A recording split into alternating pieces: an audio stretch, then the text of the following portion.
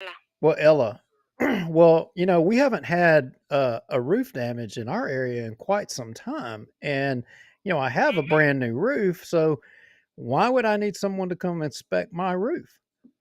All right. So if I may ask, how old is your roof? Less than probably a year old.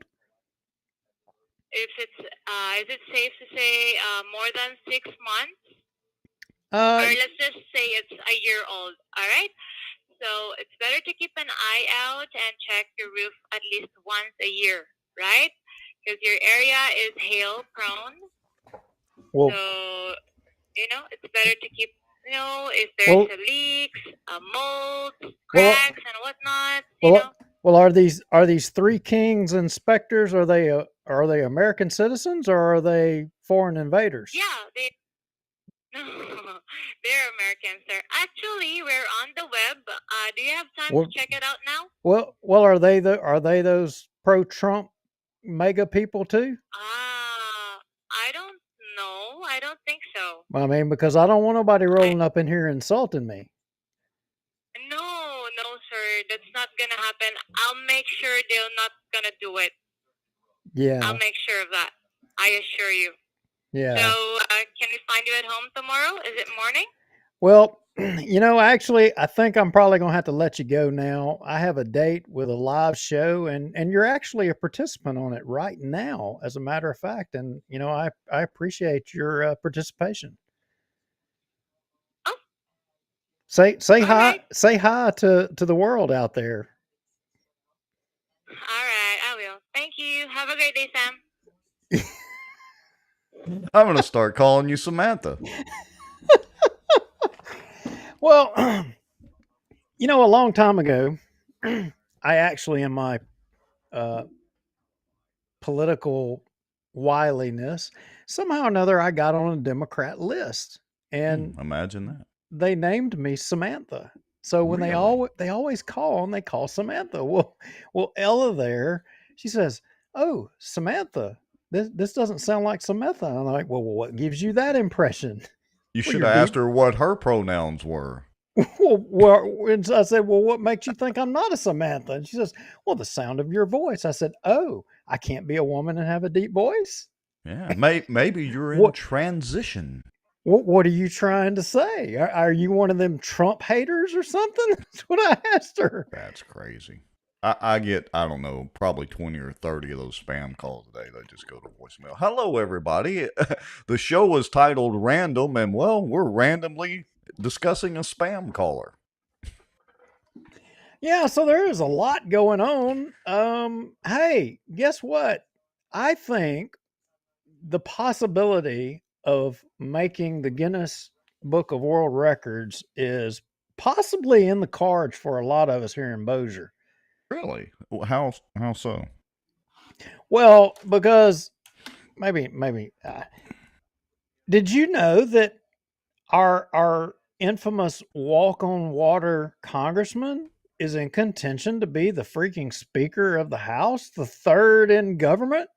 Well, I have tried to avoid watching that, but you've kind of been giving me the play by play. So update us and all. What do we got? 40 something, 50 something people watching now. Hello, everybody. But give Well, I us the mean, update. Where do we sit with that?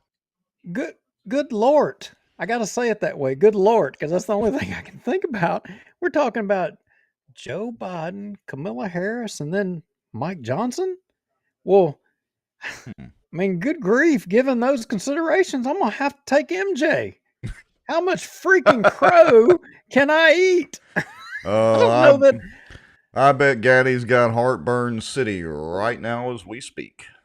Oh, Gaddy, I would love to hear what Gaddy has to say. I'll bet that dude is just about ready to go jump off the Red River Bridge. What did my grandmother used to say? A conniption fit.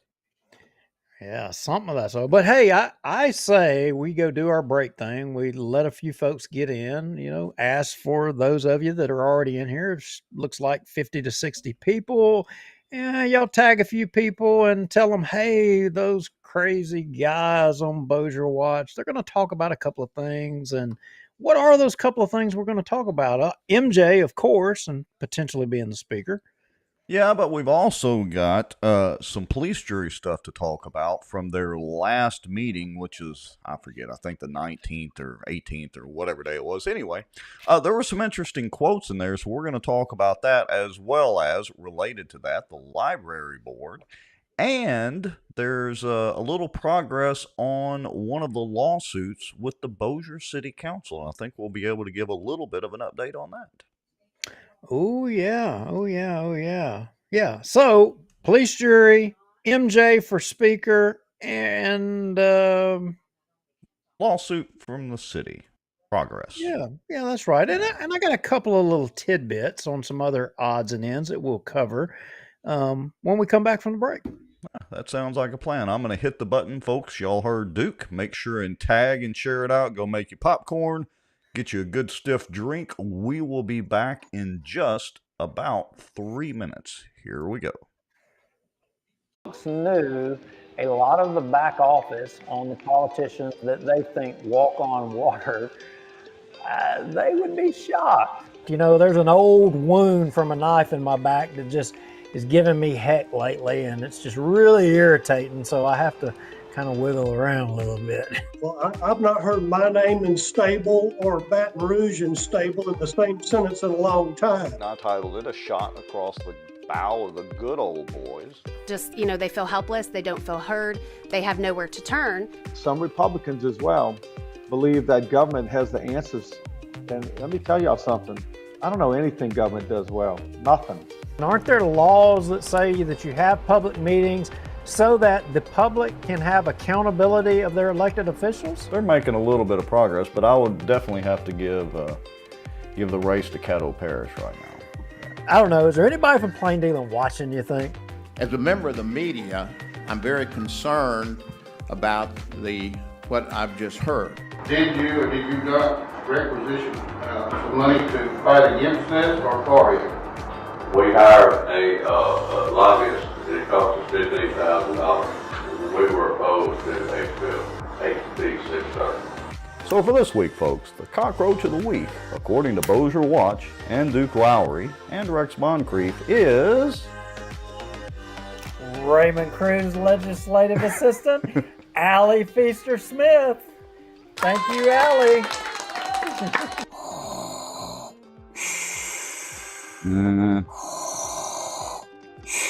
Well, I'm not thinking Star Wars at all.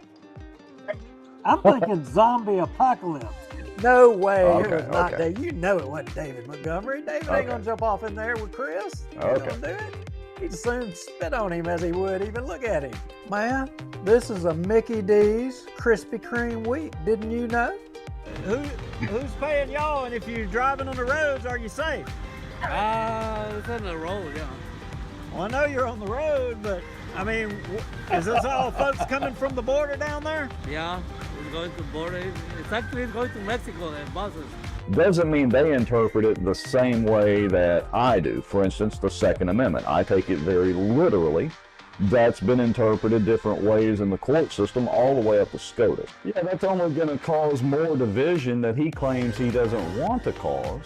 And it's only going to cause more suspicion. We're still right now combined on both pages and YouTube at 264 people watching. That is amazing, folks. Coleman Project, the Walker Place deal, through conscious, shocking action. The purpose of their actions was to stop plaintiffs, being the Earl Coleman and associated groups not, from developing Walker Place. But here's the key thing, which in turn would enrich sitting city council members Scott Irwin and David Montgomery Jr. You hit the button. Does that mean that people are seeing us sitting here talking and chatting? In theory, you know, it's an every week thing. We got to double check and make sure it's like a miracle any of this actually works. This Bossier Watch live broadcast is brought to you by the Outdoor News, fishing and outdoors for our area. Acadiana Mortgage, over 25 years in the mortgage business. Pelican Training and Consulting. Reach out to Julie Ferris. Transact Card. Unleash the power of your spending with Z-Bucks. Contact Renee Hall. Smarter Geek. Making technology easier. David Johnson and Eagle Truck Center. Soaring to new heights. And folks sharing information and watching out for Bossier. Now, grab your popcorn and a drink. Here we go. Yes, we'll save that for an after the show discussion. I'm not even going to mention what it is. Well, I actually appreciated that commentary. I enjoyed. I don't know. I mean, there's some things that give you entertainment, that give you joy, and I think it was reciprocal in that regard. If that is in fact accurate, if it is accurate, I'm gonna be a little sad. Let's just put it that way. But we'll see. We'll talk about it later, and then we'll figure out how to deal with it if it is true. All right. Hello, everybody. Let's see. Janet Lindsay says, "Why is YouTube behind compared to Facebook?" I have no idea, Janet. Typically, it's on about a 8 to 10 second delay, but that kind of depends. I don't know. And come to think of it, I didn't get my Twitter notification like I normally do. Okay, well, Raggy. Well, let's check and see if we're on Twitter. I didn't check while we were on the break, but I can certainly check right now. Let's see. When we were in the break, I'm gonna go ahead and pop this up in a new window, and let's see if I can do a little share screen here for y'all. Did you see the Bossier Parish life thing? No, I did not. But let's see.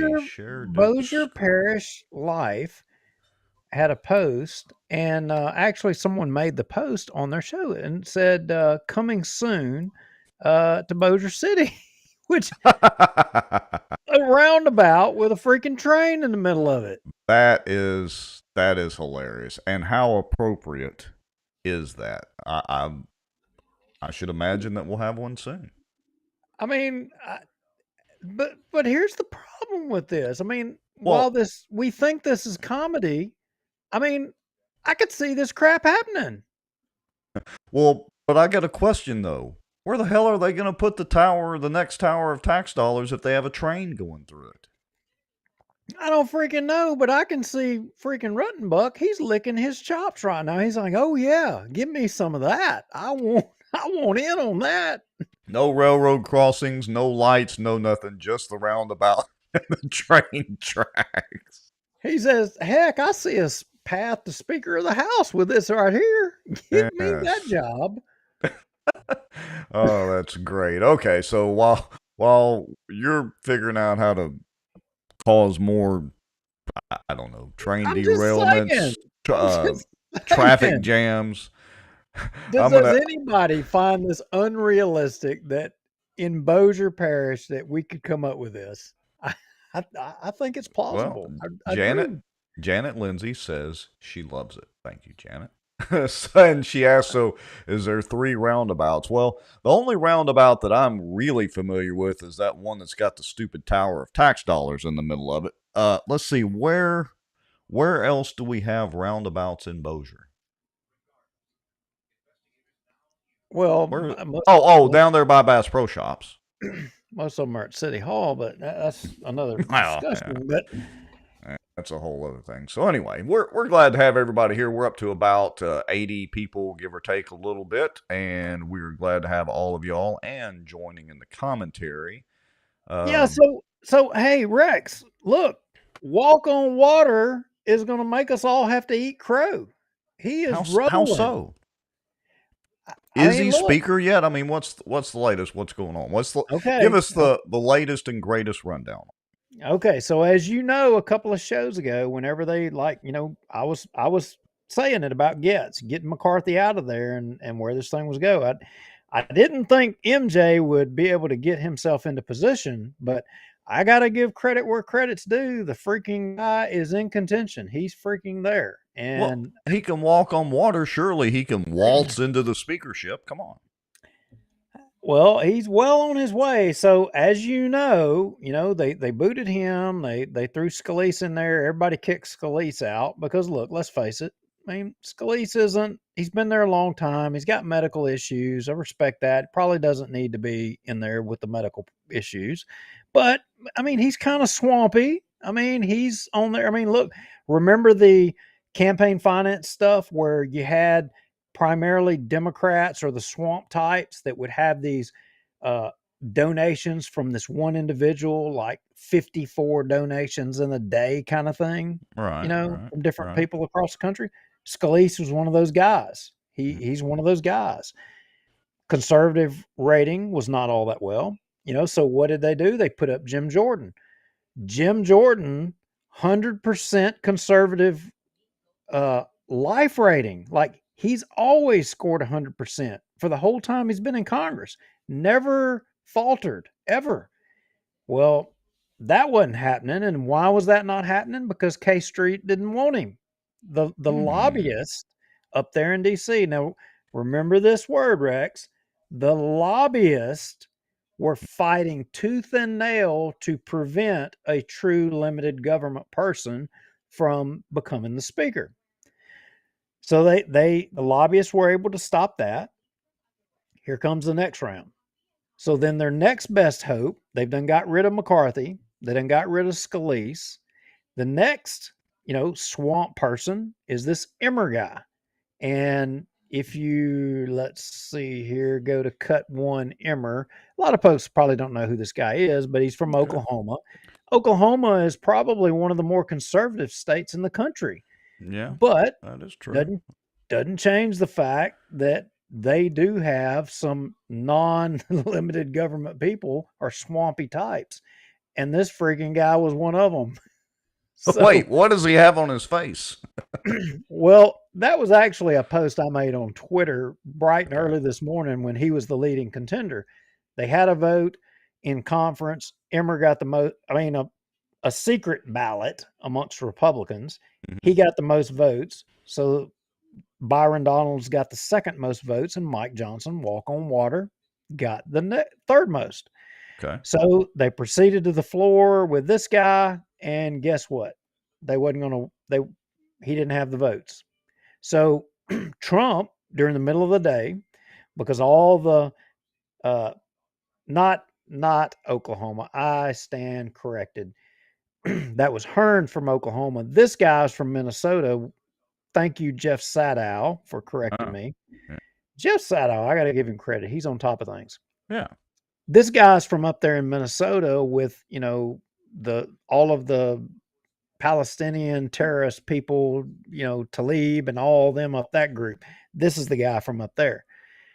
Not conservative. Anyway, so he ended up getting kicked by the curb because Trump put out a statement today and said, no way in any shape, form, or fashion should this guy be the Speaker of the House. So immediately Emmer saw there was no way he was getting the votes. There were over, like really fast, like 30 Republicans came out and said, no way they're voting for this guy. All right, wait a minute. I want to make sure I heard you correctly if I can talk tonight. Anyway, you said that Trump put out the memo or something to that effect that no way you should vote for this guy. So correct. Okay. So I just want to make sure that everybody's clear that Trump still is basically de facto leader of the Republican Party. Until Trump put that statement out, this guy was fixing to be your speaker. Trump put out a statement and nixed it. And within probably 30 minutes to an hour of Trump putting a statement out, Emmer pulled his name out of the hat. He's out. Interesting. So now it goes back to another vote. The next closest guy was MJ. I mean, he was there. Byron Donalds had done backed out, and Walk on Water was right there with the next most votes. So now the Republican conference has went back. They're right now, as we speak, they're right now behind closed doors, secret balloting as to who the next potential name that they're going to put up. Well, I can tell you how this is going to go. Okay. Byron Donalds, he's a African-American from Florida. Mm-hmm. Great guy. I got to tell you, he is a conservative. He is a limited government guy. I mean, look, to all of you, all of our friends who are Democrats or, not necessarily as conservative as us, and you probably cringe having to listen to some of our limited government views or what have you. But, this guy is that. I'm just calling it like it is. I'm fixing to put you on Team MJ. Y'all are fixing to like this. You're hold fixing on. to warm up. I'm You're not. fixing to warm up to walk on water. I'm not through with the guy from Florida yet. So you said his name's Byron Donalds. Is that correct? That's correct. All right. Now, if he's put in the speaker position, correct me if I'm wrong, that will be the first black or African American or whatever speaker of the House ever, right? That you're absolutely correct. And he would be a Republican, right? And he'd be a Republican. You better believe it. You better believe it. Interesting. Okay. So now look, they're jockeying, right? So if you go to cut 2, MJ's trying. It ain't like MJ's just.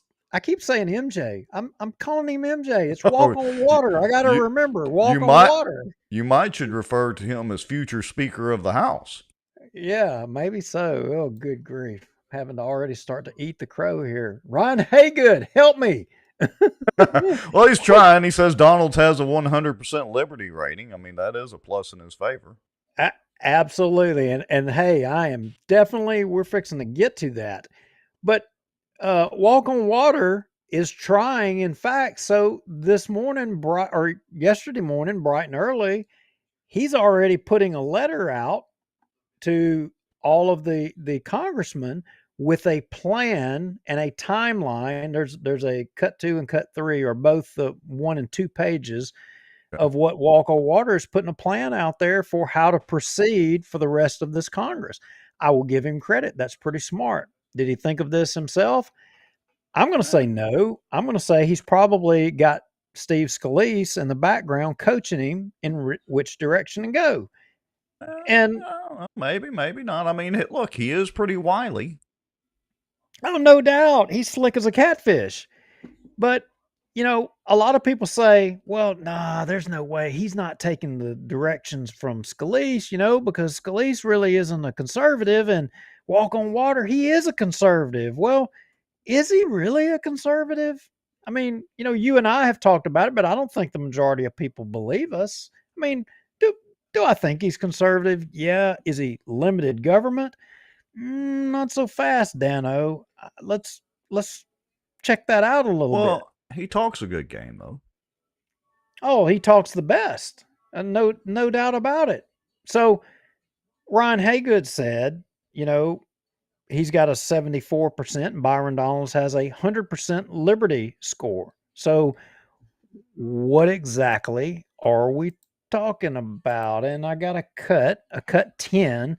What exactly is the liberty score? Well, Conservative Review established this guideline for, how to determine how, your federal government legislators, your senators and your congressmen, just how conservative they are. And, they grade them over a long period of time. And it's kind of the guidepost to determine how conservative a member of Congress or of the Senate is. And let me see here. If you share screen, we will. Nope, that's not it. There we go. So, as Ryan Haygood was pointing out, you have a scale, and I got to go all the way back to the beginning. And where does Byron Donalds and if you'll share my screen now, where does Byron Donalds and where does Mike Johnson stand? All right, let me click this share Duke screen button here. There we go. Okay. So to give you reference, you may know a lot of these names. You got Chip Roy right there at the top, 100%. Bob Good, he's there at 100%. Marjorie Taylor Greene, Paul Gosar, Lauren Boebert, Dan Bishop, Andy Biggs, and, then it drops off. Byron Donalds, all 100%. They're listed as being the most conservative members of Congress, period. They're it. Top of the food chain. 100% limited government on all of the major issues. They're the guys. So where's Mike Johnson? Let's go to the next line. You start going down the list of names that you probably, Louis Gohmert's in there, Thomas Massey, Tim Burchett. You go to the next one, names that you're not going to recognize. Well, let's keep going until we find Mike Johnson. Well, let's see. Where is Mike Johnson? We're down in the 86 percentiles. Okay. No, still Mo Brooks. That's a name people may recognize. Still in the 84 percentile. Though there's my guy, Matt Getz. Yeah. 84. Matt Getz, he's limited government, no doubt about it. Clay Higgins, without a doubt. Clay Higgins is limited government guy. 80%. Yeah, it'd be interesting to see what metrics they use to actually score this, but okay. Yeah.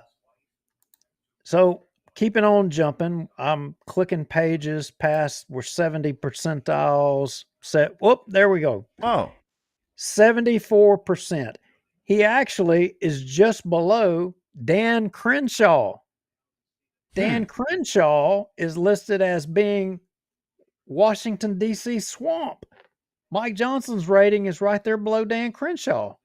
Well, but wouldn't that be good for Mike? I mean, wouldn't that up his chances to get the Speaker of the House position? Because he's got to have a certain number of Democrat votes, right? I totally agree with that. It actually benefits him to have a lower rating here. But to all of those people out there that think that he walks on water, sorry to report, he's not the most conservative guy out there. He's absolutely not. Very interesting. I need to pay attention to how they do those metrics. That's very, very interesting. All right. So what are his chances of actually getting Speaker of the House? What do you give him? Well, they started over again. I'm saying he's got an 80% chance, 80% chance. Byron Donald's name is back in the hat. The things he's got working against him is the fact that we've already got someone in Louisiana on the leadership, which being Steve Scalise. I could conceivably see Steve Scalise taking one for the team and kind of backing away to usher in Mike Johnson. I mean, let's face it, Mike Johnson lives and dies off of, using other people, to burnish himself. And that's how he's moved along, is by using other people. He's good at it. He is. He's the best. That he is. Well, I mean, look, I hate to say it, but for the sake of Louisiana, I hope he gets it. I mean, he's there. He's there already. Yeah, he's there already. I mean, we give him hell on the show for, reasons that are too numerous to list that we've talked about many times. But if he's in contention, hey, I hope he gets it. I mean, it can't hurt, Louisiana to have the Speaker of the House. I don't know. I think they're going to fight Byron Donalds, and I think he's going to be the guy that, I read tons of Twitter pages from people all across the country, not people from our community, but across the country, all saying, who is this Mike Johnson guy? Who is it? And they kept playing these cuts from Judiciary Committee where, he was crossing, some of the witnesses, and, they were saying, oh yeah, I can go with that. I can go with that. And that was painting the picture of him. And, we, like you always say, we're living it. We're right here personal. We know him personally. So we have a different perspective than people across the country. Well, the people who have been across the country who have been fighting all of the other people, they're all like, hey, you know what? I can go with this guy. I can go with this guy. Because they don't know anything. It pains me to say it, but there could be a lot worse. Absolutely. Absolutely. All right. So enough about MJ. I mean, our conclusion is he has a pretty good shot. When are they supposed to vote again? Are they voting again tonight, or do we know? I think they're having another conference vote.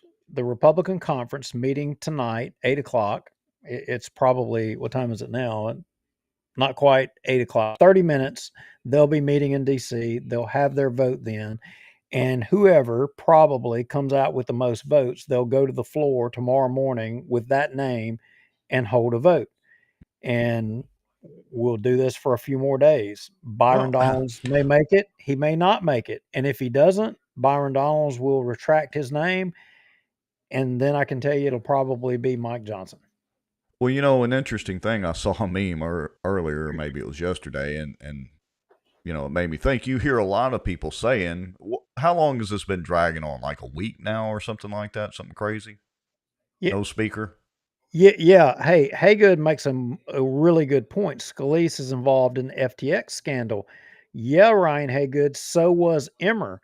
Yeah. Emmer got money by way of the FTX scandal. So There's all the people a lot of people involved in that scandal. Yeah, and they're talking like some RICO stuff out of multiple states, filing RICO charges. I mean, I hope that comes to pass. And everybody who had a hand in all that, I hope they're all frog marched, every single last one of them. But well, okay. So the one thing that I was going to comment on is this has been dragging on now for a week or two, something like that. No Speaker of the House. The Republicans can't seem to get their act together and figure out a speaker, right? Right. And well, you know what the one positive thing of all this is? I know where you're going. Come on with it. Well, it's that they're actually not able to do anything at all. And to me, that's a good thing. They're not spending any money. I mean, any more than the machine that's already money spending machine that's already churning, but they're not spending any additional money. I mean, they're not passing any stupid laws. I just see this as a positive thing. Here's what I want to see. When McCarthy was the speaker, the day before McCarthy got ousted, what was the debt clock? And then what is the debt clock today? What's the rate in which it's increasing or decreasing or whatever? Yeah, did it actually slow? It's not going to stop, certainly, but did it at least slow down for a little bit? I would be willing to bet that it slowed down. I'd be willing to bet. So they can stay up there and argue over who's going to be Speaker of the House for the next couple of years, for all I care. Ruth Pope Johnson, who created the war? There's a war going on. Right, we need a speaker. There is a war going. Who created it? Who started it? Well, but let's look at it this way. Congress declares war. So if does the war declaration originate in the House? Correct me if I'm wrong on that. Somebody in the comments. So no speaker, no declaration of war. See, it's a good way to avoid World War III officially. Unconventional, no doubt. But I'm taking the Trump stance, anti-war, right? Well, he dang sure didn't get. I mean, yeah. So all the Democrats that were like, Trump's going to get us into World War III. Well, guess what? It wasn't Trump. It was you. You've gotten us into it. Way of Israel and Hamas. Let me make sure I'm clear on that. I fully support Israel flattening Hamas. So. Anyway. Yeah, how many is the numbers going to drop? Let's see. No, it's not dropping too bad yet. I'm trying. Okay, so let's get to something. But look, folks, that is Bossier centric, and I think somebody pointed it out. Was it Ruth Pope Johnston or somebody that said earlier from North Louisiana? Not only, here we go, MJ. Not only Louisiana, but North Louisiana. So it's definitely related to Bossier, without a doubt, because he is from Bossier. Well. Report, but okay. So So what's next? Well, the lawsuit or the police jury? Which one do folks want to talk about? We'll let y'all vote on it. City council lawsuit update or the police jury and the library board. I kind of got them out of order there, but it's one of those days. Wait, let it. I guess I got to get us an elevator music deal here. Val Baker says police jury lawsuit update. What has he done? Both. Okay, Val. Yeah, thanks, Val. That's real decisive. All right, here we go. It's a police jury, so we'll go to the police jury. All right, let's do the police jury. So I guess we'll go ahead and go to replay. Let me get this screen situated here. Oh, and while I'm switching screens around, what I was checking just a minute ago is I got a text message from somebody who was watching our show, Mike Edwards, if you're out there. Anyway, he was asking about the hats. I know I keep saying, we got nice Richardson 112 hats. I do have about 3 or 4 of them over there. So I promise I am going to get those blasted hats where people can buy them. And anyway, if you need one, send a deal in the comments, send a text message, whatever. I'll figure out how to get you. All right. Well, I'm just wondering. Brian Haygood makes a comment that prompts a thought in my mind. I wonder if people thinks that MJ Walk on Water is swayable by the lobbyist. Do they think that he will be the guy that breaks the swamp, or will he be the guy that enables the swamp? Will the lobbyist is he amenable to the lobbyist's will? He's gonna do just like everybody. Name me one thing that he's done. Okay, wait a minute. He voted for the budget for wait a minute. What was it? The transgender studies in Pakistan. In Pakistan, I think it was Pakistan. Was it Pakistan? Yeah. Didn't he vote for that? Somebody, serious question. Somebody in the comments, as you know, we move into the police jury stuff, but somebody in the comments, name me some important piece of legislation that Mike Johnson has pushed through as a rep in D.C. For that matter, I got it. For that matter, didn't he do the civility thing in Congress? What? Yeah, didn't he try to pass some kind of civility thing in Congress? So they could be more. I want to see them duel, like with swords. You know, like Ron White. Hey, if gay is your way, that's okay. No, that wrong guy. Right, but no, the civility thing. He did try to do something like that. No, okay. Well, anyway, so somebody, your wife says Civility Act. So y'all think about that. Let us know something that Mike Johnson's done that's really constructive. All right, let's go to the police jury, and then we'll go to the lawsuit update. So I'm going to switch screens over here to our infamous replay. Let me make sure I've got the. The Bossier Parish Police Jury's audio sucks so bad for their meetings. It's ridiculous that they can't get it halfway decent until they get their new studio or whatever done. This is just stupid, but it is what it is. So folks, y'all forgive us. We're doing the best we can with our audio. All right, Mr. Lowry. I did watch this, and then you went in and tagged some deals. Shall we start with the colonel on term limits? I mean, pretty much he just lectures them on term limits. Or shall we move on up to the good stuff?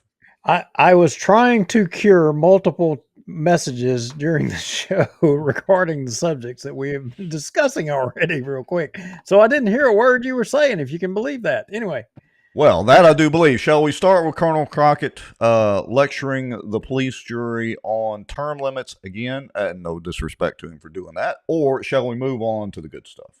Let's move on to the good stuff. I mean, I agree. I'm pretty confident we know what the colonel's going to say. Now, this young lady right here, she did have a couple of questions, and which was interesting. So just play a little bit of this dialogue. Yeah, and folks, again, we apologize for the poor quality audio, but you'll have to kind of strain your ears a little bit to hear it. Here we go. I'm 74 Oliver Road, Harlem, Louisiana. Why would you be appointed to a 5-year term when there's an election every 4 years? Probably be appointed to a 5-year term. He can still serve on a committee. I beg your pardon? Ain't that right? He can still serve on the committee for 5 years. You don't have to be elected official. Okay, but why aren't citizens, residents on the library board? They are the same. Yeah, you have to be a resident to be on the citizen voter. Yeah, but didn't the police jury take over the library board? I mean, look. But did you hear? Didn't the police jury take over the library board?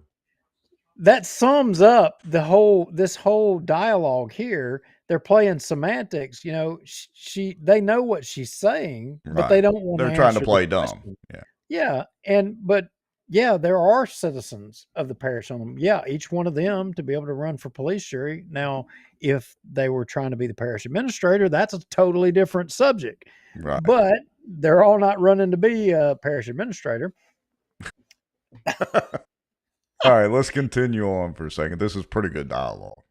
It's always been under the police jury. It was created by the police jury.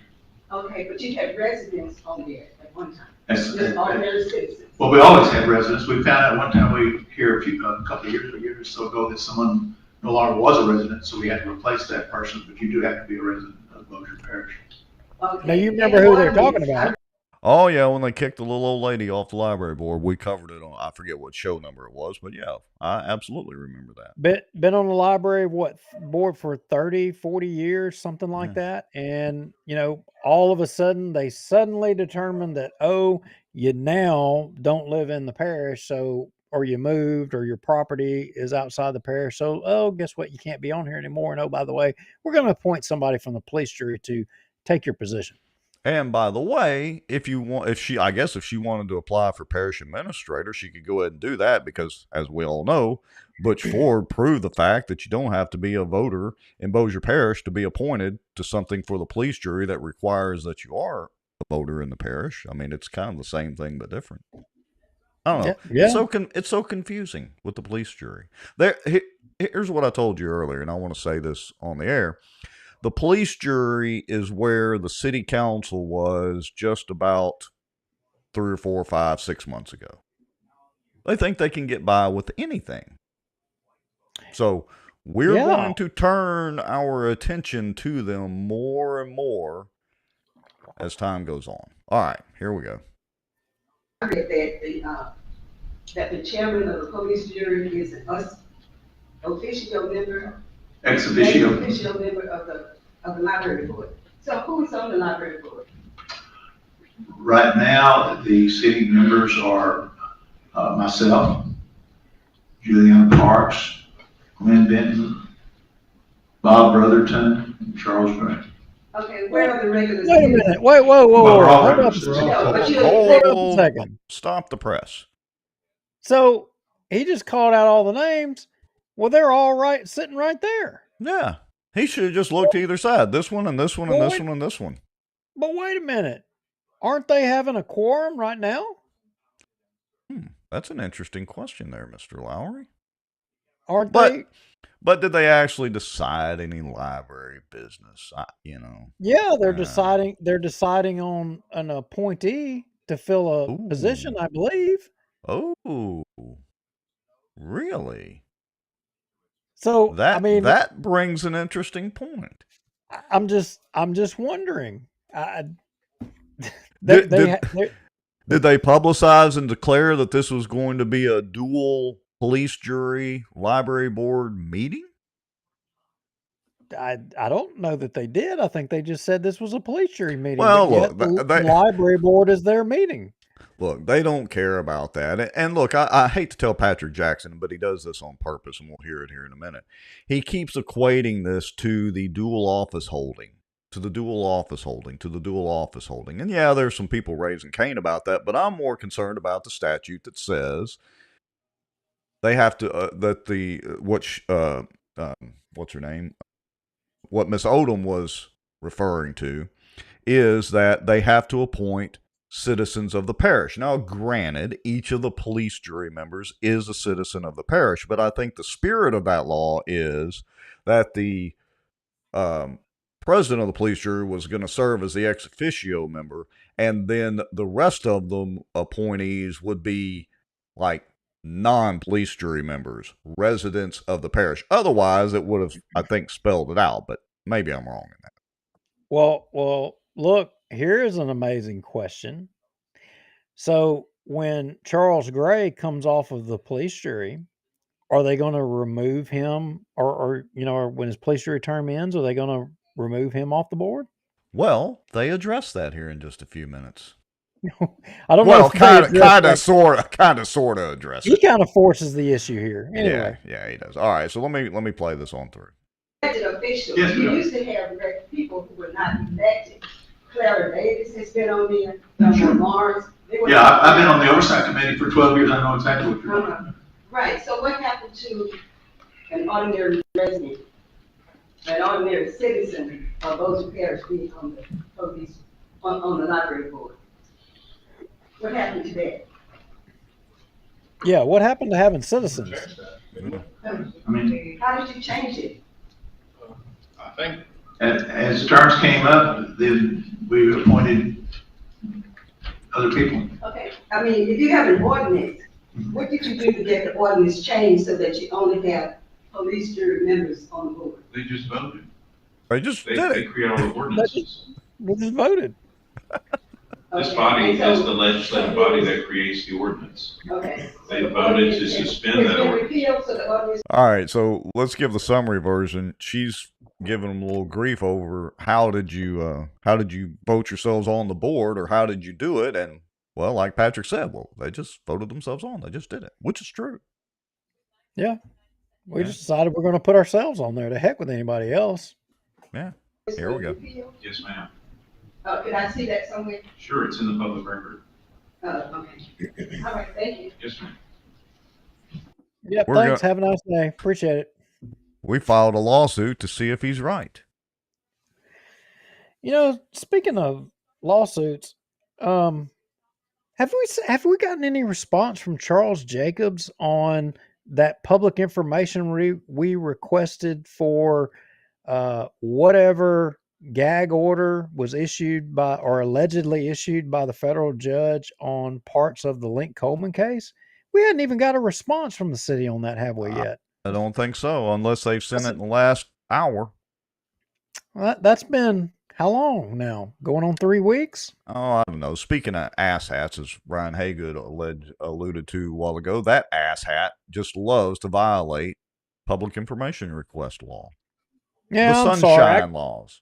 I got us off a little bit, but he's been busy. I'll give you. I know he's been busy quite a bit. He's had a lot going on. He's got a lot of things he's juggling at the moment, including the Attorney General, a federal lawsuit, or well, it was filed in district court. Let me rephrase that. But anyway. that ought not be a hard request. I mean, I would feel confident that they probably have that just sitting on their desk, because I think, when any new elected official or even them come in, they were all told, hey, you can't talk about all of this because of the gag order. So they all know it.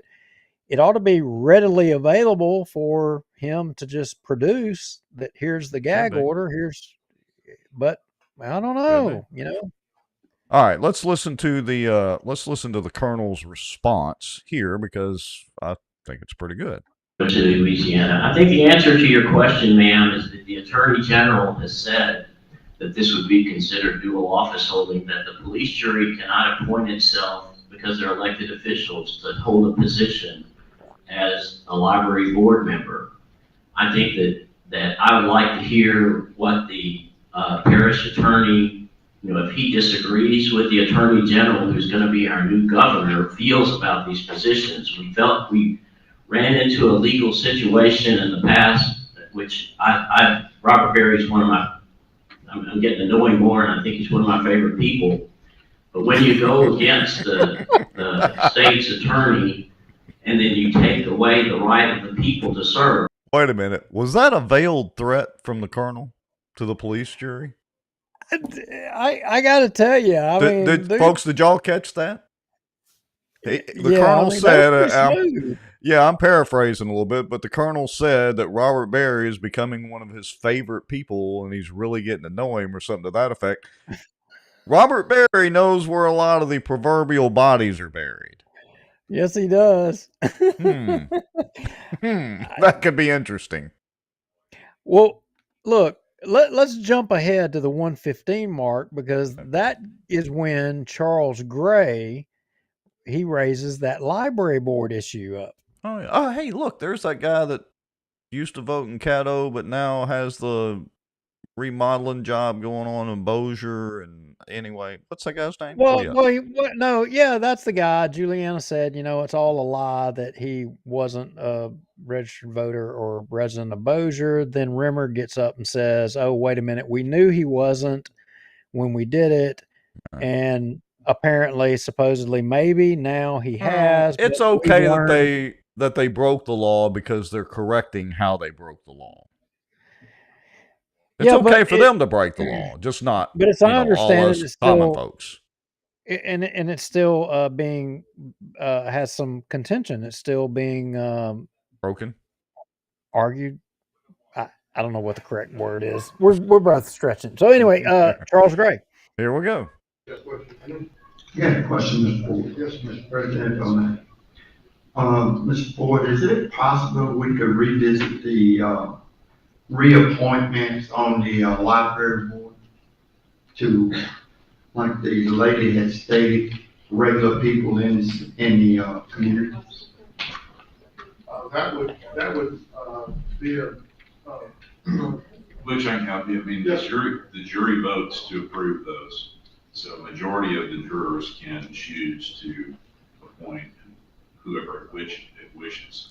Do you understand what he was asking? All right, let me pause it right there. So He it's a little asked, muffled because their audio is terrible. But what was he asking? yeah, he asked a really simple question. He said, "Can we get back to appointing, regular people to the library board?" Simple question. Do they have to be police jurors? Yeah, simple, legit on the question. library. Yeah, and Patrick Jackson says, "Oh, the library board can appoint. I mean, the police jury can appoint whoever they want to the library board." They can appoint whoever the hell they want to be parish administrator. They can do it to the library board too. So finish playing what he said. Here we go. Pass it. I mean, put a vote up for us to reappoint people. That's what you're saying. We can do that. You've always been able to do that. Well, I'm just saying, I was appointed on the library board, and at that time, my understanding, we were going through a dilemma. And from what I understand now, the dilemma has passed, and I have gotten calls from different people would love to be a participant on the library board. So what I need to do I need to make a motion to maybe appoint someone from the community? When the next appointment comes up, you could do that. You got to do it at that appointed time. Correct. Okay. Unless there's some other issue that causes the jury to terminate terms early, and they can do that for good cause. what is your seat, for the library board? Well, now it would be, I don't know when the last date of the direct, yeah, it'd be up in January. No. I mean, December. No. When is it? It's a 5-year term. 5-year term? So when will it be up? 4 years. Well, actually, I won't be on the board as of January. Right there. I think what he's trying to say is that since he lost his election for police jury and he's going to be coming off in January, he thought he was coming off the library board too. He will no longer be able to be on the library board because he's no longer a police juror. Well, under the current regime, that would be true. Might not be legally true, but who cares about the law? Yeah. Keep going. Now, he could, so Barry Butler says, or the jurors could resign. He could resign from the library board. That would open up a position, but they just fill it with another police juror. Well, I'm just wondering, why is it that all the police jurors doesn't trust anybody in Bossier Parish to be able to fill that role and to do it? Why do they not? Why do they not think that there are other citizens in the parish that can do that? Do they think they are the only ones that can do it? Apparently so. Their actions are speaking louder than their words. I mean, kings and queens of countries have felt that way for centuries, lifetimes. Could be interesting. Who knew we had it right here in Bossier? Right here in Bossier. All right, here we go. Let's finish this up. So I didn't win my election. That's why. But you'll still be on the library. I'll still be on board. Okay, so You'll I be a can. regular citizen, just like they wanted. Just like they wanted. Okay, well, that sounds good. You can resign from the board. Just like they wanted. You'll be a regular citizen just like they wanted. So, there you have it. Well, I don't know. Did that just not sound arrogant to you? I mean, that sounded really arrogant to me. I mean, anyway. I know. Well, all right. Let's fast forward to Philip Rogers. Let's see. Oh, he had to take a stab at it too. Yeah. Now, I think this actually may start a little before Philip, so here we go. That's right. I want to thank everybody that voted for me.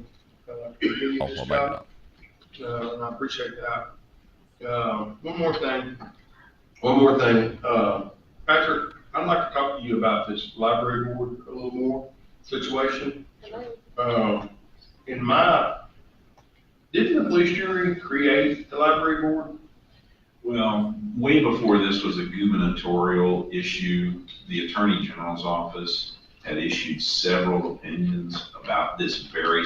Before it was a gubernatorial issue? What is he talking about? I don't know. He says that multiple times when I was listening to it earlier. I mean, granted, everybody, so y'all know we've skipped this is an hour and 46 minutes long. We've skipped quite a bit of it.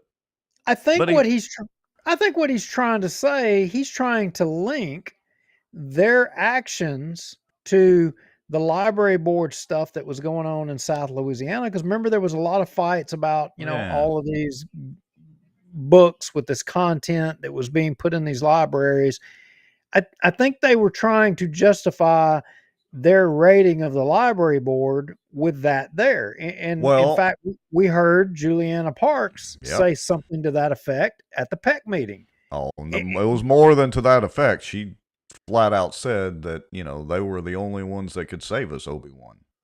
But again, it goes back to, obviously, she believes her and the rest of the jackwagons are the only conservatives that would even have that view that could even do the job or take that position. Didn't even give anybody from the public a chance. Didn't even give any consideration. Yeah. Our good friend Barry Butler says, get to Rimmer. We're getting there, Barry. We're getting there. All right, so let's keep playing it. Subject. And those are the law for the AG's office, not some administrative pamphlets that are sent out for library boards to use. Yeah. So I sent y'all the current Attorney General's opinions along with the creation ordinance, where the Bossier Parish Police Jury created the library system in 1939 through 41. Okay. And there's a specific exemption from a dual office holding violation for you to appoint yourselves to committees that you've established. So we're on solid footing. There is absolutely no dual office holding problem. The case law is 100% clear. There's not a single 100%. case to support any other conclusion. That is why you have seen no action by the Attorney General's office. I expect when the new Attorney General's office gets in, they will clear up this literature issue. I think they rushed out, put some literature. It's a literature issue, Duke. Literature issue. Literature issue. Well, you just got a hard head, Rex. Well, where was Patrick Jackson? Let's see. He wasn't at the meeting. It was the adults in the room when they came up, when the Cypress District reappointment came up and they asked Robert Berry. It seems like it was the adults in the room and not Patrick Jackson that was representing the police jury at that particular meeting. No. See, you're mistaken. It was Patrick Jackson that said, we're filing this suit to see if the Attorney General is correct or not. Well, lo and behold, guess who was correct?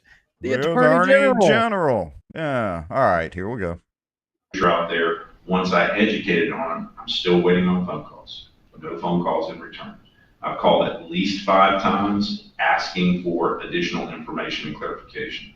But right now, you have all the Attorney General's opinions and the dual office holding law, which specifically exempts it. So I appreciate Facebook does a lot of great things, but it doesn't give good legal advice. Yeah. Did y'all hear that? I wonder who he's talking about.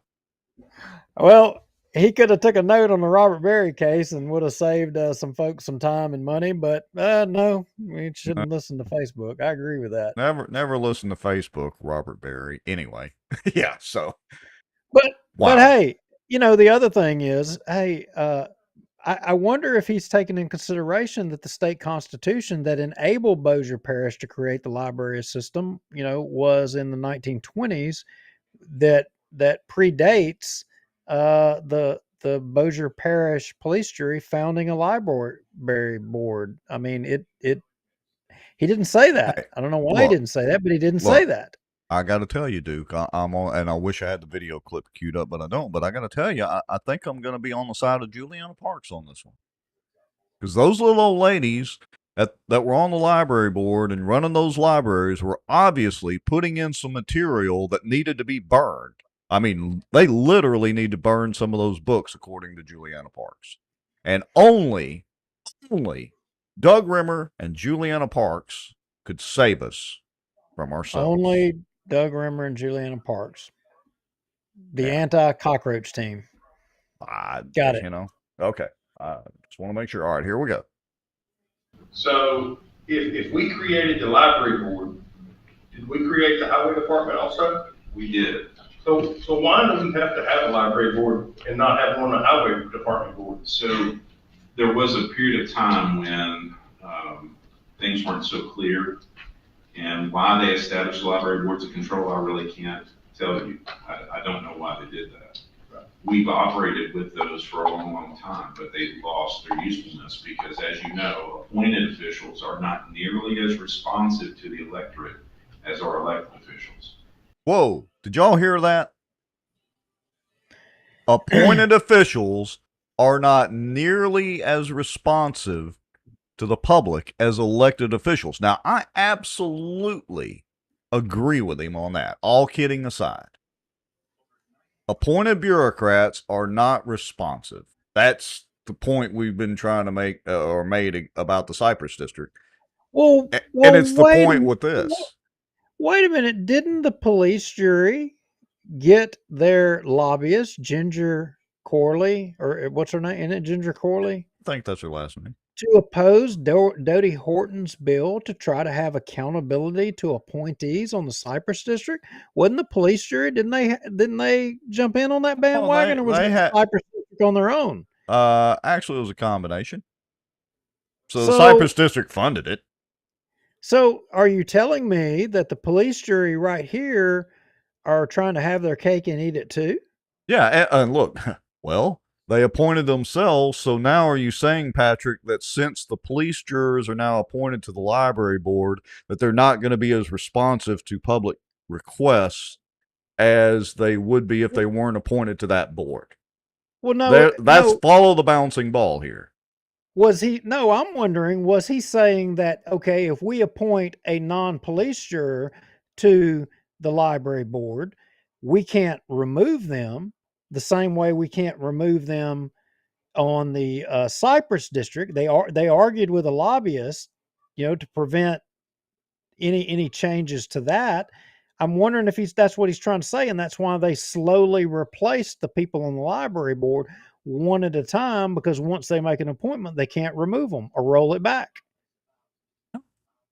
Very good point. Our friend Ryan Haygood says, what is the hustle for the library board to control money, kickbacks? What's the deal? Well, the library board's got a how many $1 million budget? I don't know. It's pretty good size. It was a huge, probably tell us.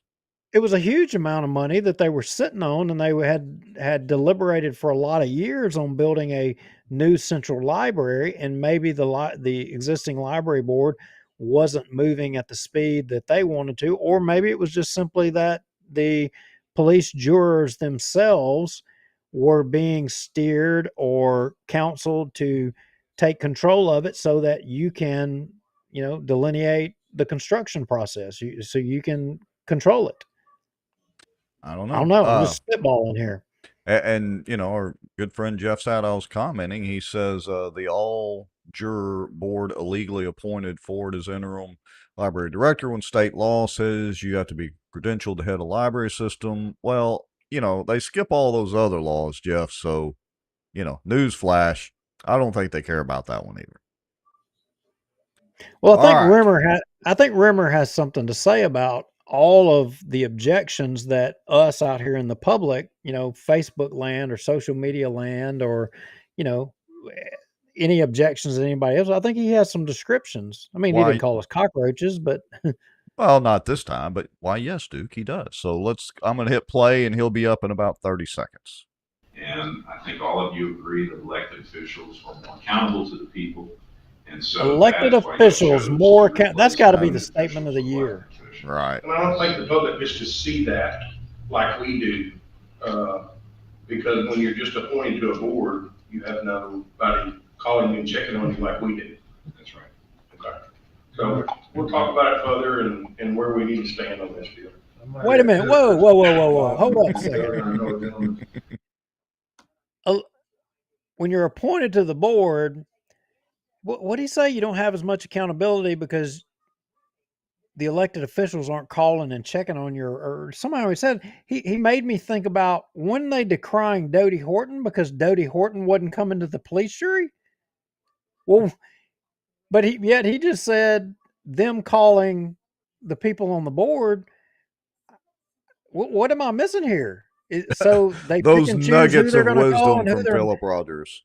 who they're going to call and who they're not going to call. Oh, well, this year we're not going to call Dodie Horton and coordinate with her, but yet we're going to blame her. Andy Monica says, I was told that the library was checking out bread makers and coffee makers to citizens with a library card.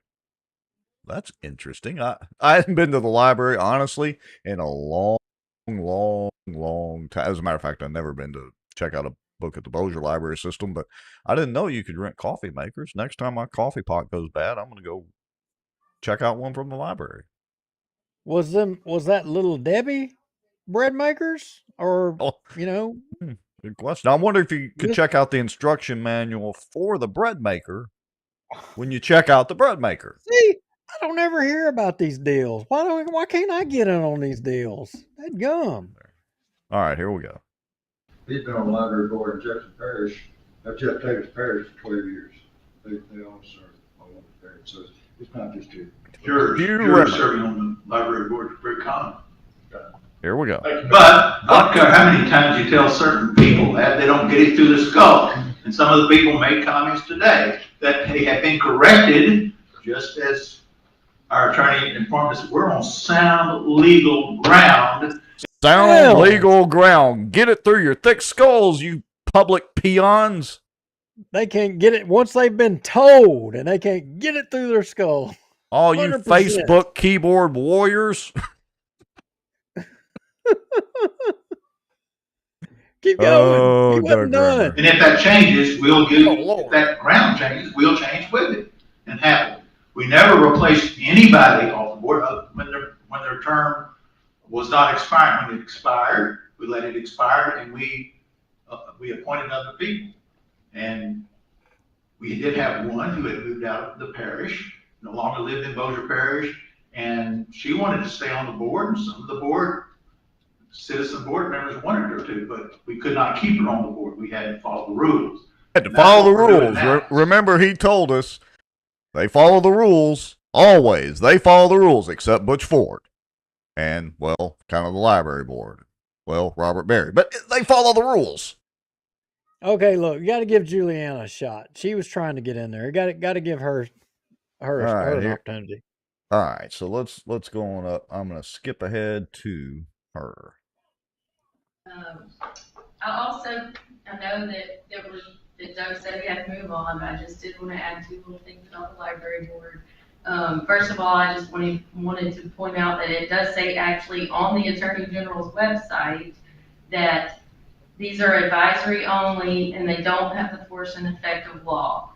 And again, as Patrick pointed out, this wasn't even an opinion, and that would apply to opinions. This was even less forceful than that from our Attorney General, who is our newly elected governor. So we are not crossing him when we say that, maybe you've got this particular opinion wrong. Attorneys do that a lot.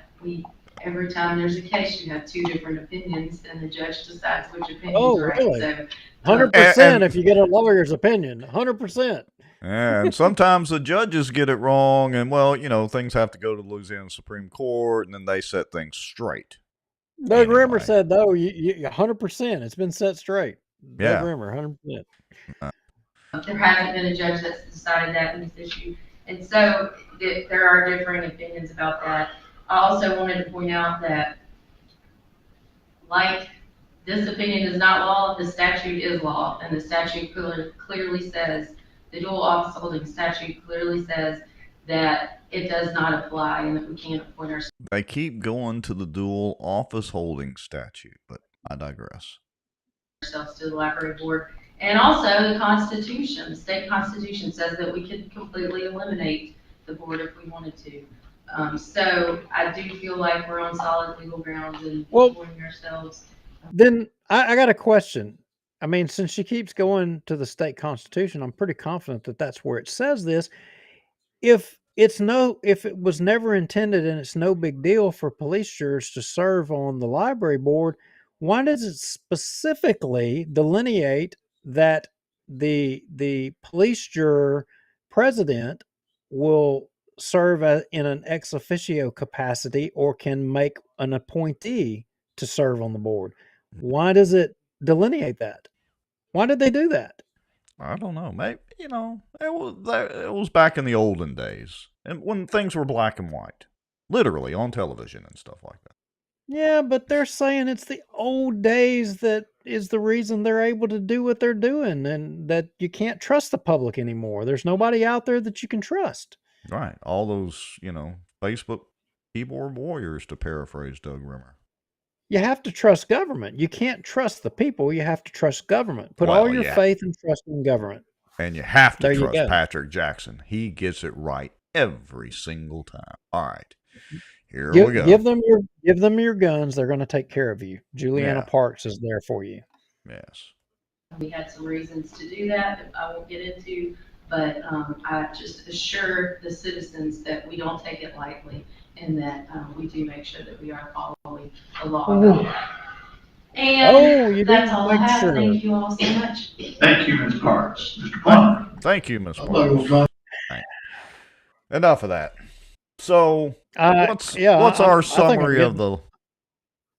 I'm getting sick to my stomach here. I think I'm nauseated. I just threw up a little bit in my mouth. Let me drink some tea to get rid of the taste. That's bad. Anyway. Jeff sat out. Exactly, Jeff. Exactly. Jeff says, wait a minute. Back up. Not correct, because in order to have a library, you must have a library board. So you can't get rid of the board unless you get rid of the library.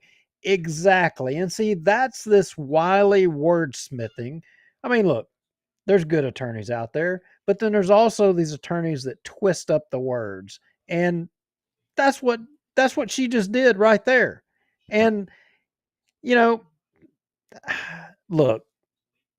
but our good friend Barry, sorry to interrupt you, but our good friend Barry Butler, former police jury member, look, apparently he's on their side. He says the dual office holding has an exception that fits this situation. That's his interpretation of it. I mean, I don't think that's correct, and I think that it's a gray area in the law that is being exploited, and until somebody feels strongly about it and challenges it, I think you're going to have to default to the 100% guaranteed. Yeah, I'm right. Period. And you just got to take it. Yeah. Here's the weird thing is that, and Juliana pretty much said it at the tech meeting. We've got the video somewhere that, all the people that were on the board, they were just doing things that, were just totally unacceptable and, putting these books that were kids could get access to and blah, blah, blah, and all this. And that's why they had to step put all those people on there. Who put them on there? Oh, wait, the police jury. Oh, so they put people on there who made bad decisions according to them, and they replaced them with themselves so that wouldn't be any more bad decisions made. Maybe two wrongs do make a right. Maybe this Bossier, that's the way it works. Yeah, maybe this is one of those exceptions. Two wrongs will make a right in Bossier Parish police jury land. I can see a roundabout coming to Benton with a train right in the middle of it. I can see it. Roundabouts to enter all the libraries. Okay. Enough on the stupid police jury. I mean, we've got a whole future to do nothing but have fun with them. Yeah. We've covered Mike Johnson. We've covered the police jury. Oh, hey, we forgot something. Cut 10. Cut 10. Cut 10. Oh, all right. Hold on a second. So let me switch screens real quick. Cut 10. What cut would 10. what good would a Bossier Watch show without sharing something about Chris Smith? You're talking about the port? Yeah. Oh, okay. Yeah, switch. We're going to add a little subject in here real quick, and then we'll get on to the lawsuit. I forget when this was, but I captured it the other day. But that looks like Chris. That looks like a really boring picture. He's one of the boys there. He got him a shovel right there with the mayor, and you got the King David right there to the other side, and got Walt Bigby. I mean, you even got that uptown. There's Ruttenbuck over there. Hell yeah, they all got shovels. I mean, I wonder if they actually got their hands dirty or not. Wait, who else is that? Adam Bass? He even got a shovel. Be dang, them boys out there getting their fingernails dirty.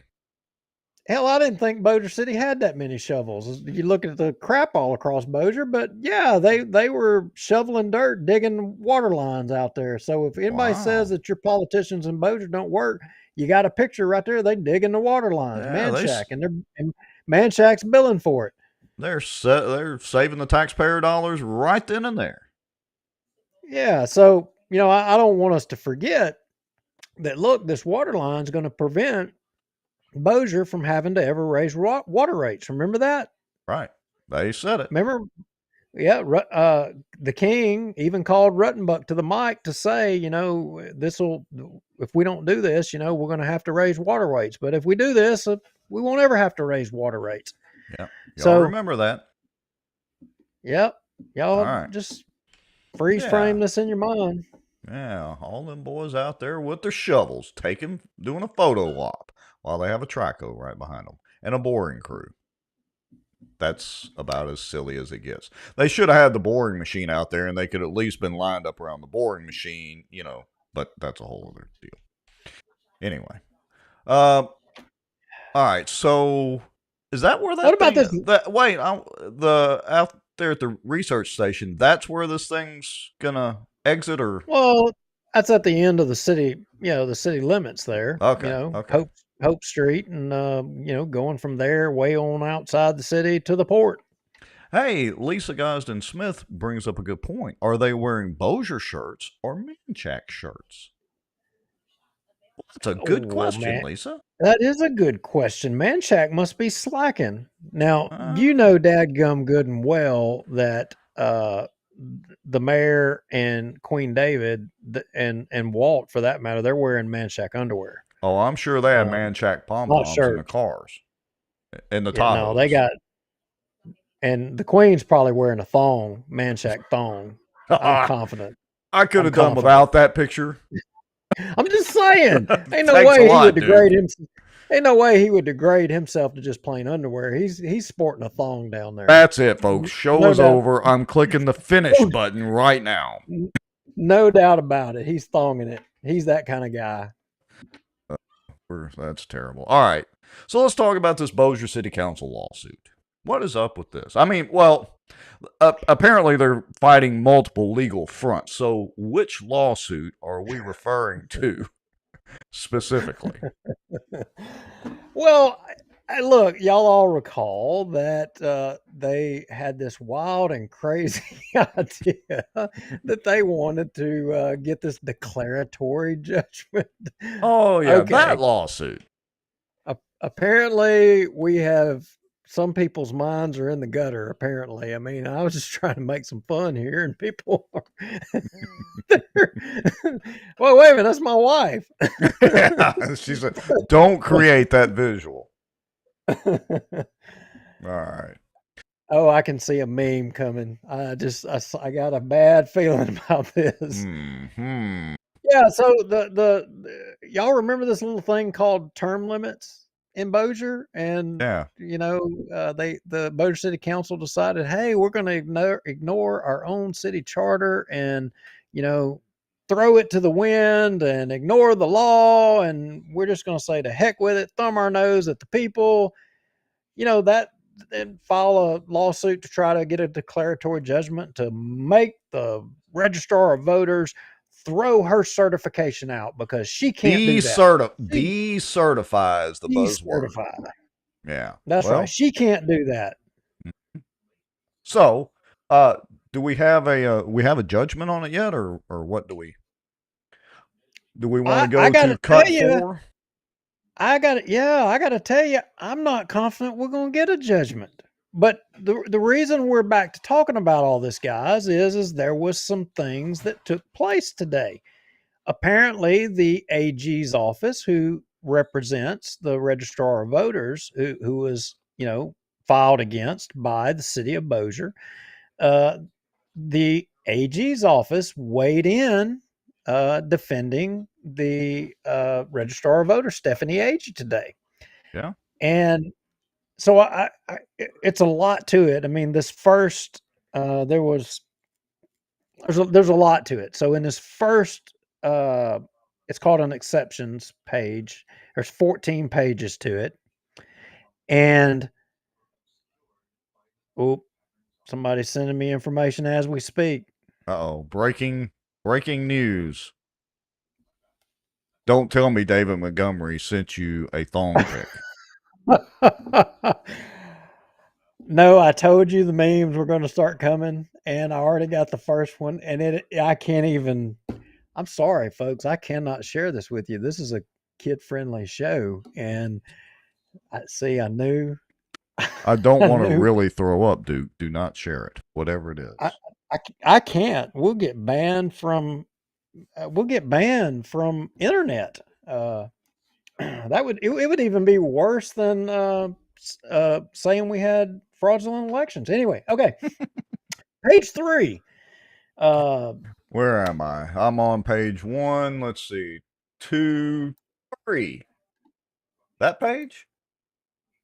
Yes. Yeah, I got to tell you, I am so off my game here. I've got to get into the show notes and pull the file up. I am all jacked up with that meme that somebody just sent me. I got to tell you, I wasn't even paying attention to the notes again, but let's see. That is just so wrong. 3, law and argument section points out the city charter. Okay.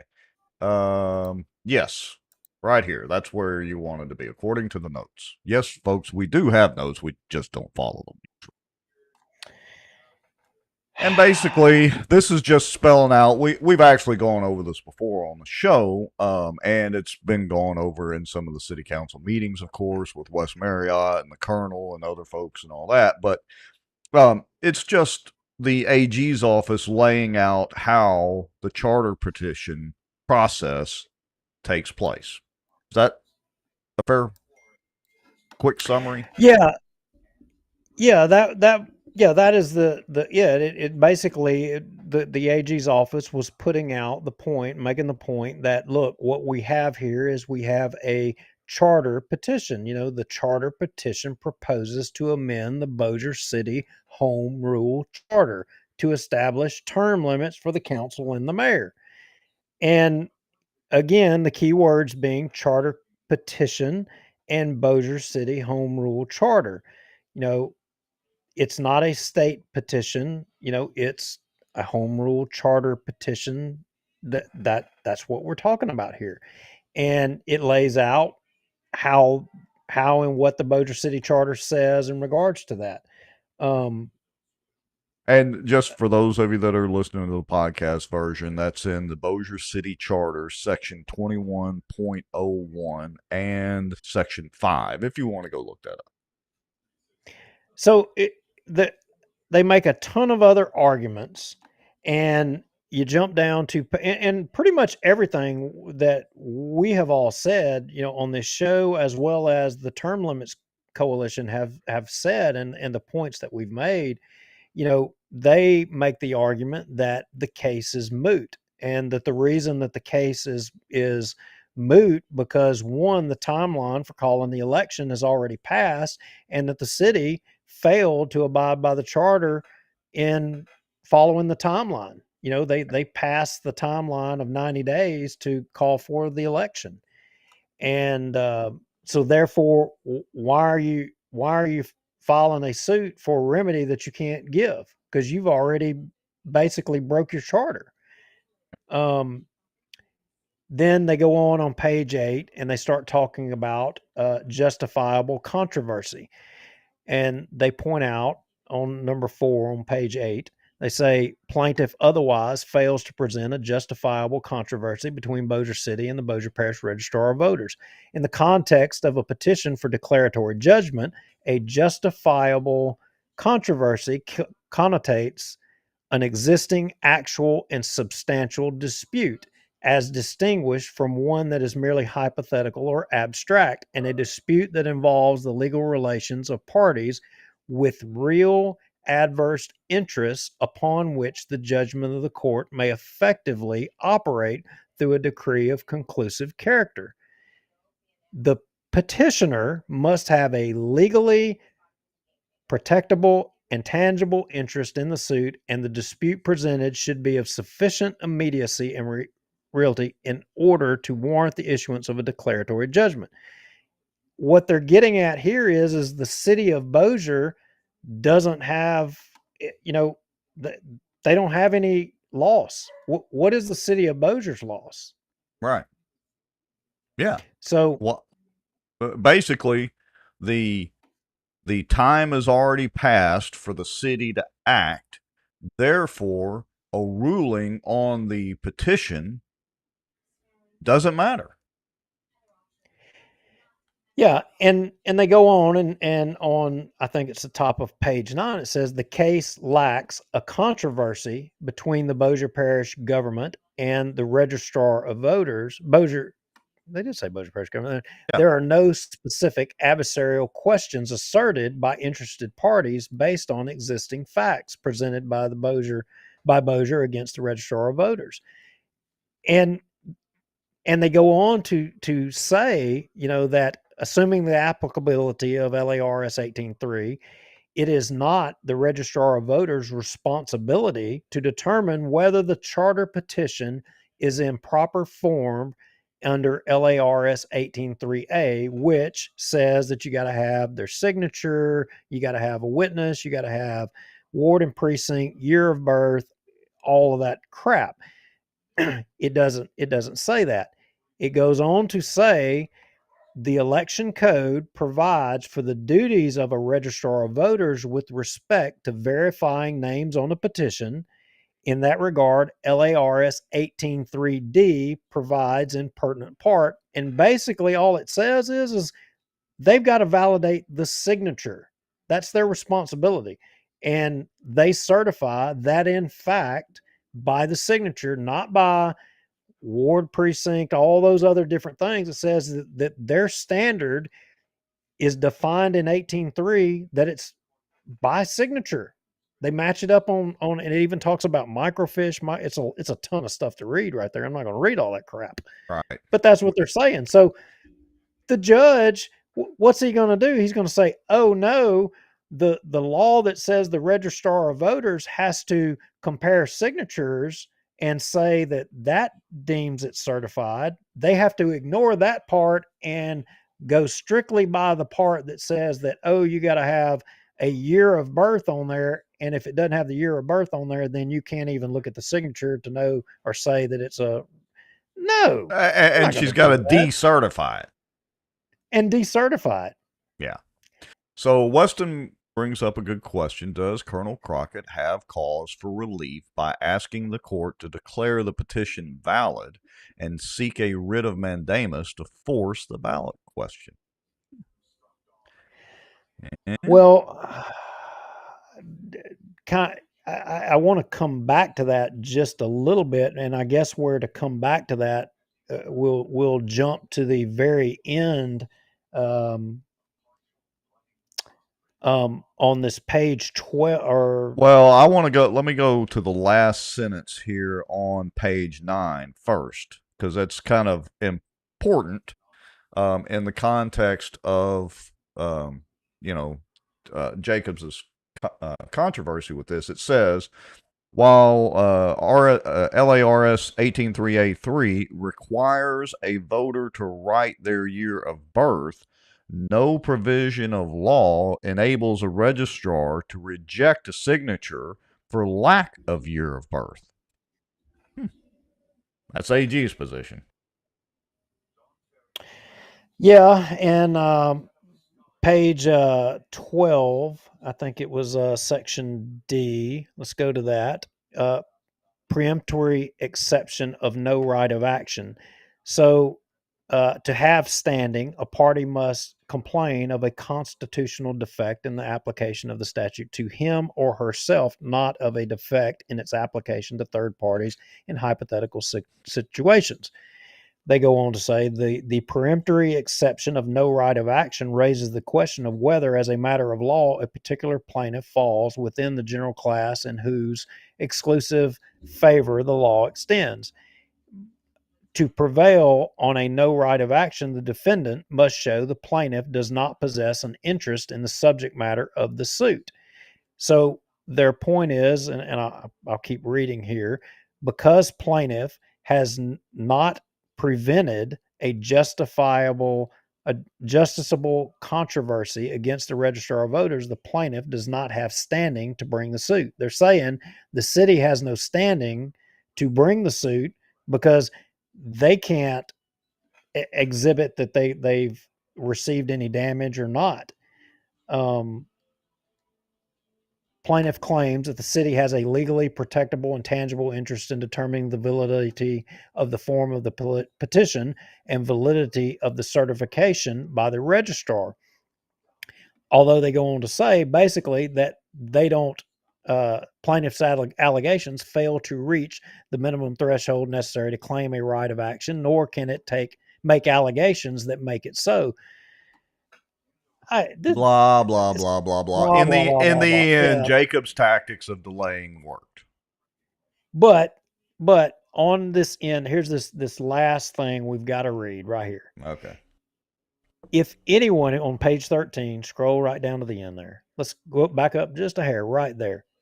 If anyone is let me go up a little further. The city of Bossier City has no interest in bringing this suit. The charter petition at issue seeks to change the term limits of city council members and the mayor. That is a matter which is personal to the candidates of those respective offices. It has no effect on the city as a whole. Further, Section 501 of the Charter requires an election to be called, as it provides the city, quote, shall call an election, end quote, within 90 days after the registrar of voters certification. The word shall is mandatory in Louisiana law. They're basically pointing out to the judge there that, hey, their own city charter says shall once a certified petition is presented to them, which they had. And it's already been. And in other documents, they show the minutes of the meetings where it was presented, they acknowledged it, and had a vote and refused. The city charter is clear what happens when you vote against it. You don't have a choice. You send it to the ballot for the people. So this one last sentence, it says, if anyone is afforded a remedy to bring this suit, it is the petitioners whose petition has been rejected by the city council. The city as a whole has shown no viable interest in this suit. They said what we've said all along. Yeah. You boys should have done it. Now, here's the problem is unfortunately in the city charter, there's no penalty if they don't do it. So it's just like on the police jury. We're just going to break the law and, well, we'll just break the law. What are you going to do about it? Yeah, what are you going to do, you common folks? You common folks who just hang out on Facebook? Y'all know your role. Let's see, what's the guy say? How big a boy are you? So, back to Weston Marriott. Does Colonel Crockett have cause for relief by asking the court to declare the petition valid and seek a writ of mandamus to force the ballot question? Well, I got to tell you, I think there is actionable stuff here. After reading the pleadings of the AG's office, I don't see how a judge is going to rule in favor of the city on a I just don't see it. Granted, I'm no lawyer. Let me introduce you to the 26 JDC. Not at all, am I? But I just don't see how it's possible. I think that they deny the city's request to decertify, and they say that it is a certified petition and it's valid. End of story. The question then becomes, well, if the city believes the form is wrong, who can they go to, or who or how do they go to about fighting it or denying it? I don't know if they can, but then if they say, well, you know what, we're just going to ignore it, then what? Who does what? So they're basically saying, can you appeal a declaratory judgment? No, I don't think that's the deal. I don't think so. Here's what I'm getting at. What I'm getting at, and as to whether or not, let's say, the colonel can take an action, the issue here is whether or not the elected officials of Bossier City followed their oath of office. They swore an oath to the Bossier City Charter and the Constitution of Louisiana and the United States. They failed to follow that. So Jeff Sadow makes, any signer would be able to sue according to that document. But Jeff, the question is, would they have a right to sue the councilman individually because they individually are making their choices to ignore the charter of Bossier City? The charter's clear. They have collectively, individually made a decision that we're just going to ignore the law. It's not their decision to make as to whether we like it or don't like it. Val Baker calling on the mayor to fire him. Well, we'll see. I don't think Tommy's got the stomach for that. I'll be nice tonight. Well, maybe he does. I think we're behind you, Tommy. If you do it. I think they're going to get their hat handed to them here, and my guess is the judge is going to say he's going to deny their request for a declaratory judgment, and that's going to be that. Then there's probably going to be another suit. Probably so. Not to mention the other suit that they're already involved in. Yeah, Weston. Weston. The colonel can answer, and but whether or not the judge will take action on it, I think the judge is going to try to dodge this bullet, and he's just going to say he's just going to rule against them and not make a ruling, say the certification stands. Then the ball will be in the court of everybody outside of that.